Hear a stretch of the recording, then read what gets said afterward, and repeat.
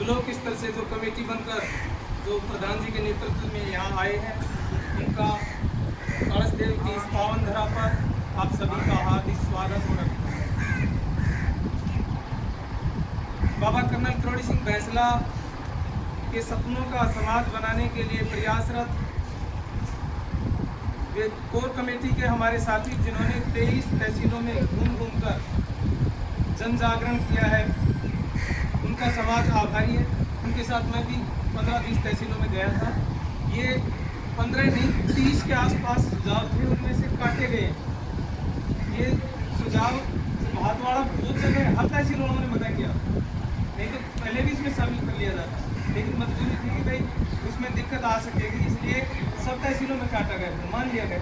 तो ये और वे नवरत्न के समान 9 गाँव पनियाड़ा सहित जो 9 गाँव हैं, जिन्होंने इतनी बड़ी महापंचायत को सुविधा दी, उनका मैनेजमेंट किया, वे भी समाज के लिए बहुत ही धन्यवाद के पात्र हैं। आने वाले समय में वे समाज में नवरत्न के रूप में सम्मान करेंगे।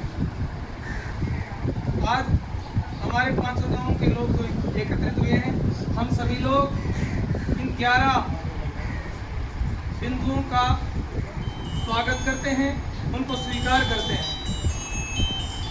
हमारे बुजुर्ग बैठे हैं, पहले भी हमने 3 साल पहले यहाँ पंचायत की थी, उनमें से कोई कारणों से उनमें से कुछ नियम थोड़े बहुत शिथिल हो गए थे, लेकिन समाज क्लासरूम नहीं है कि भाई बच्चों को धमका कर बैठा था। एक बड़ा सागर है, इसमें धीरे धीरे बदलाव आता है।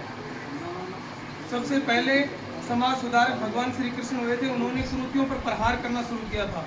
उसके बाद में राजा राम मोहन राय और सरकारों का सहयोग लेकर भी लोगों ने प्रयास किए, लेकिन फिर भी कई कुरीतियाँ उलझी रह गई। सती प्रथा जिसमें आदमी को जलाया जाता था, उसके लिए सरकारों ने विरोध किया, तब भी कई सालों तक चलती रही। लेकिन कोई भी चीज़ का समय तो आता ही है। अब हमारे समाज के उत्कर्ष का समय आ गया है, तो किसी न किसी आदमी ने ये बीड़ा उठाया। बाबा कर्नल करोड़ी सिंह बैंसला ने समाज को सुधार के लिए जो प्रयास किया था, अब वे नहीं रहे, लेकिन उनके विचारों को फैलाना हमारा सबका काम है।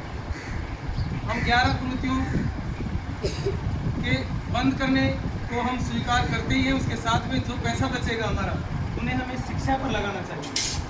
केवल 10वीं 12वीं पास करना ही पढ़ाई नहीं है, वो तो केवल आज के ज़माने में साक्षर होना है।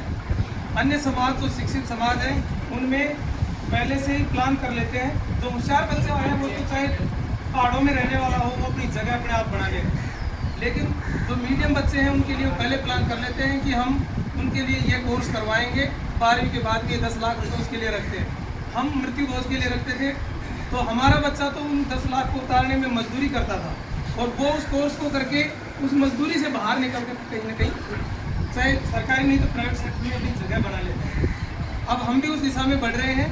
हम भी अपने बच्चों के ऊपर शिक्षा पर ज़्यादा पैसा खर्च करेंगे। जो पढ़े लिखे परिवार हैं, वो तो अपने बच्चों को गाइडेंस दे ही देंगे, लेकिन जो माँ बाप बिन पढ़े हैं, उनके लिए हम कर्मचारी अधिकारी, जो बांसुर के कर्मचारी अधिकारी हैं, हम भी आपके ही बच्चे हैं। और जो पढ़ने वाले बच्चे हैं, उनके हम बड़े भाई हैं या उनके माँ बाप के समान हैं।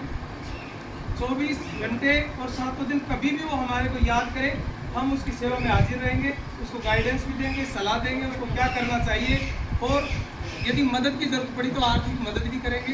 दूसरे छात्रावास में उसके रहने के लिए व्यवस्था कराएंगे, उसके खाने के लिए हम पैसा दे देंगे कर्मचारी मिलकर।